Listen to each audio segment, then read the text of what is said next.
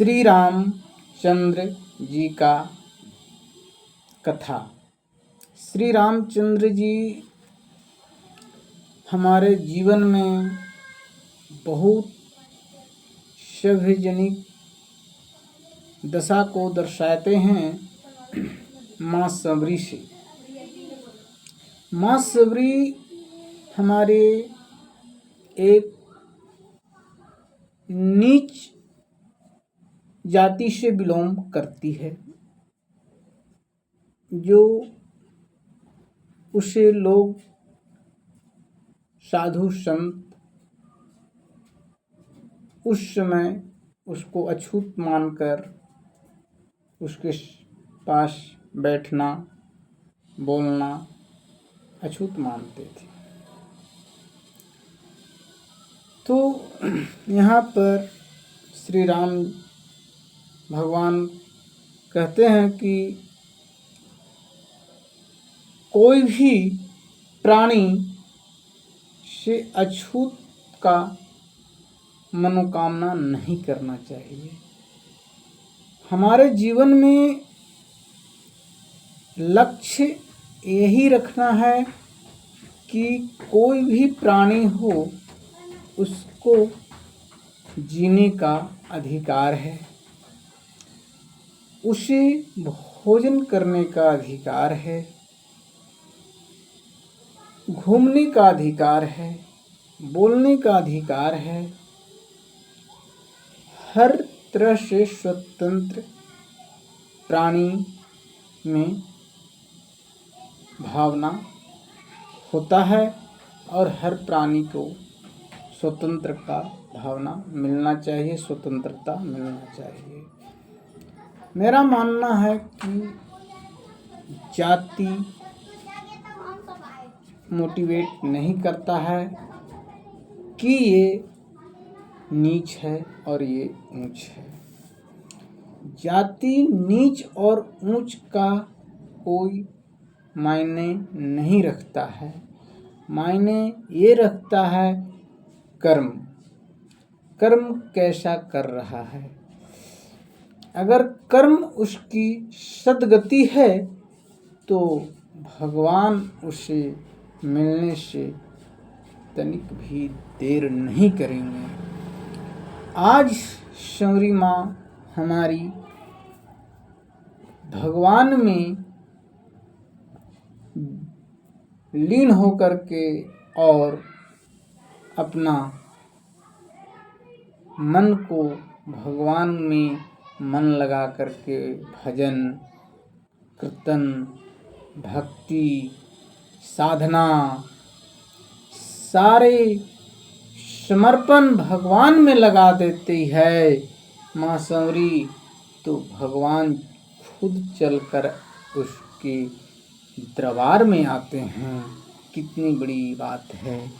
देखिए, लोग भगवान के पास जाना चाहते हैं, लेकिन भक्ति की महिमा देखिए यहाँ पर कि भक्ति में कितना बड़ा महत्व है कि भक्ति एक ऐसा चीज है कि राम राम राम राम राम राम जपत निरंतर। मतलब राम की भजन और कीर्तन एक छोटा सा मंत्र को छोटा मत समझना। उसी छोटा सा मंत्र में आपकी अंकुश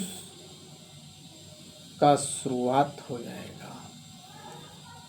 अंकुश वहीं से शुरुआत होगा जहाँ से आप शुरू करते हैं। छोटा समझते हैं, नहीं, छोटा नहीं समझना है। वो छोटा से ही सृष्टि बना है। कोई चीज का बड़ा होने का एक आधार छोटा भी है। मेरा मानना है कि धरती पर अमृत को तलाश किया गया, समुद्र में मंथन किया गया, तो समुद्र में सबसे पहले विष निकला। क्यों? ऐसा क्यों हुआ? तो पहले हर व्यक्ति के जीवन में दुख आता है, ठीक उसी तरह से पहले विष निकला। तो पहले विष को ग्रहण करने वाले कोई ऐसा महापुरुष, महान देवता जो उस विष को ग्रहण कर लेते हैं,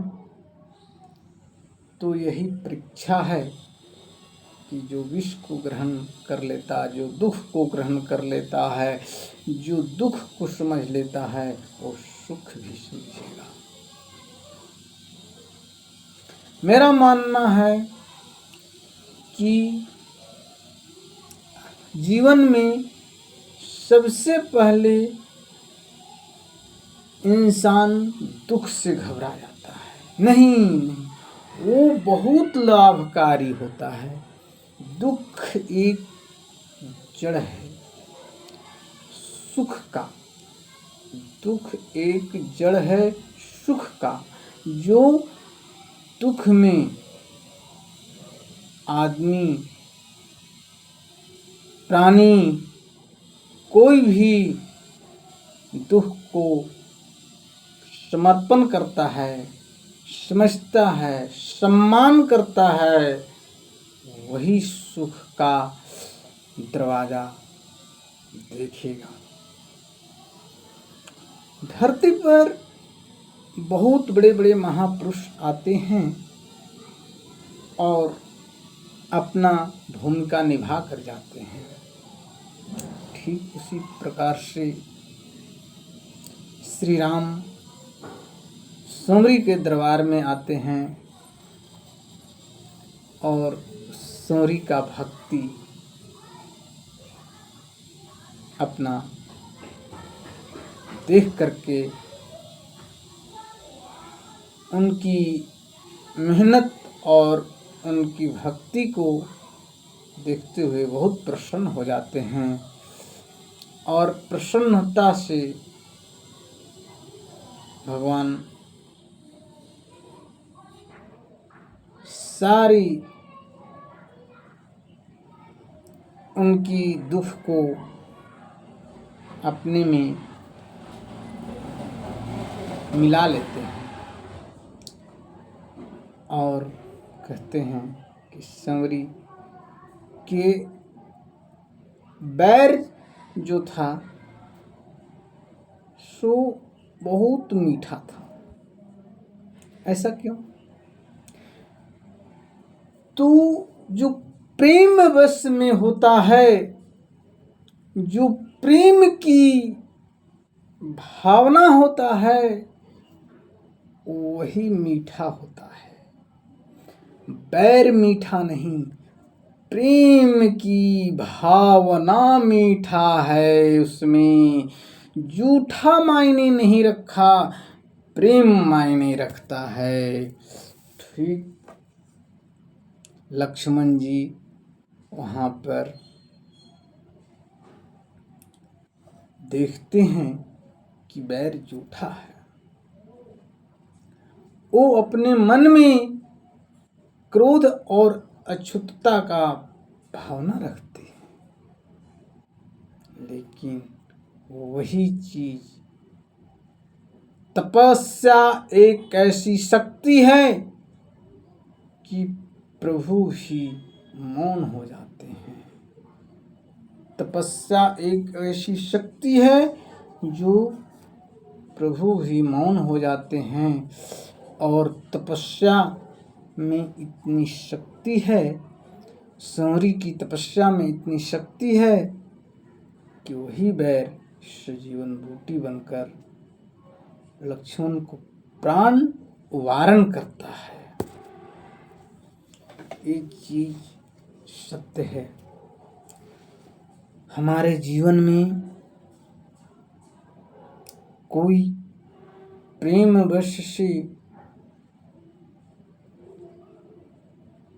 अपना